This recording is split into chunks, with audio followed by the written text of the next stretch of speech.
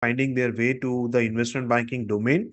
And I'll talk more about this, eventually in the later part of the presentation, to give you more insights about what kind of skill sets are actually required to work in this particular domain. Okay. And as we discuss the case study, that will give you some more insights. Okay.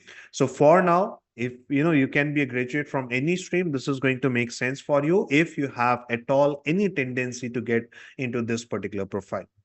Secondly, if you are pursuing any of these professional courses, if you have already qualified any of these professional courses, then it makes a whole lot of sense. Okay, this is within the finance domain. Yes, investment banking is one of the most sought after avenues, right? Because it is one of the most rewarding domains.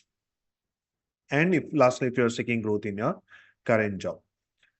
So that's a quick introduction. Now let us get into the real stuff for the curriculum. Okay, this is now where the workshop is getting started. So if you have joined just now, I'll request you please quickly settle down. We are just getting started with the core curriculum. So what is the meaning of investment banking? Now, first I would want to know your understanding of this particular term. What is the first thing that comes to your mind? What is the first image that comes to your mind when you listen to the word investment banking? Yes, that will give me a good idea of my audience, how educated you are about this particular topic.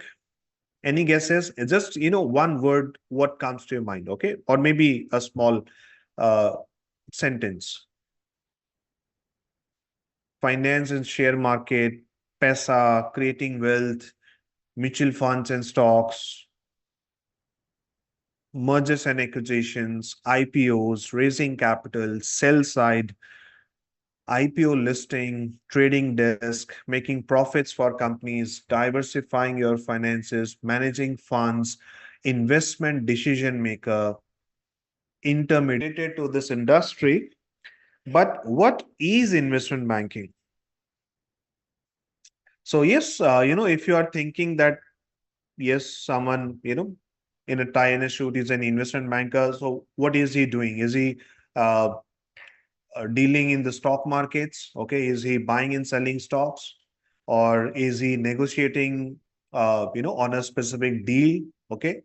In a conference room. So yes, if you are imagining these kind of things, probably you have seen some movies or some web series that gives you this kind of an idea. Okay. If you are not already working in a related domain. So now let me give you a more realistic idea. So, I'll start it this way that we will be starting from a very layman's language, okay, from a very basic understanding of what investment bank is. And then eventually, okay, we are going to gradually, we are going to get into, more technical terminologies, okay, around the investment banking domain. So in the very first slide, I'm not using any technical terminology given the diverse set of audience that I'm dealing with. Okay.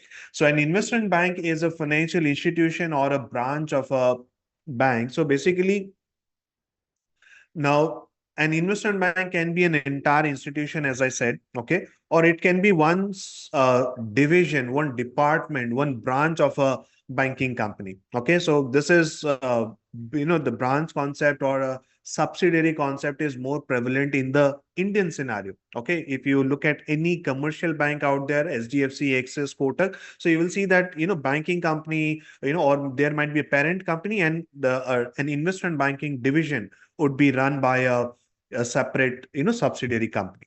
So yes, that is the how the structure is. But what are these entities doing? Okay, what is that investment banking company doing? So they are, in simple words, helping people, okay, or businesses, the corporates, and even the governments in raising capital. So this is the most simple way in which we can explain the word investment banking. Then what is an investment banker doing? So an investment bank is simply helping these entities, these businesses, the governments in raising capital. Okay, so raising capital is the key word here. Fine. Now, here also comes the next question that what is the distinction between an investment bank and a commercial bank? Because very often when it comes to raising capital, we would think of a commercial bank, right? If I need some funds, probably I'll be knocking the doors of the branch of an SBI or an SDFC bank or an ICICI bank, right? Because which is what we usually see in our locality. We don't see the office of a JP Morgan, very often. So we need to understand the distinction between the two. In what situations do I approach a commercial bank, and in what situations do I approach an investment bank? Okay, so here let me give you a brief idea that who are the clientels for a commercial bank or an investment bank. So a commercial bank deals with a lender and a borrower, right? So if a lender, we all are lenders. Okay, if you are putting our money in a deposit, okay, in a deposit account with the commercial bank, and borrowers are people who are borrowing that money from the commercial bank, right? So the channel, the intermediary between lenders and borrowers is nothing but a commercial bank.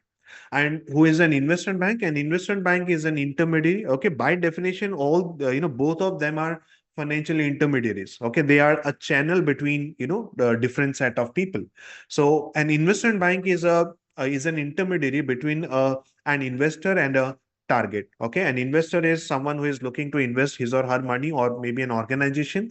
And on the other hand, we have target firms which are looking to raise capital. Okay, so capital can be raised via n number of sources. They can go for an IPO, they can go for a bond issuance, they can go for a private placement. Okay, they can go for a commercial paper issuance. So yeah, there are so many ways of raising capital. But if and when these target companies need to raise capital, the investment banks would arrange the necessary investors and make the funding successful. So that is the usual task of an investment bank.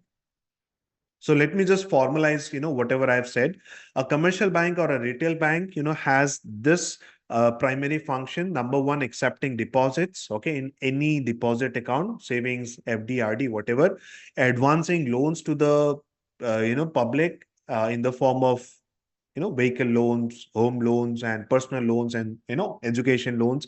And then the last thing is offering ancillary services. Okay, some additional, some extra services apart from one and two. Can you give me some example of ancillary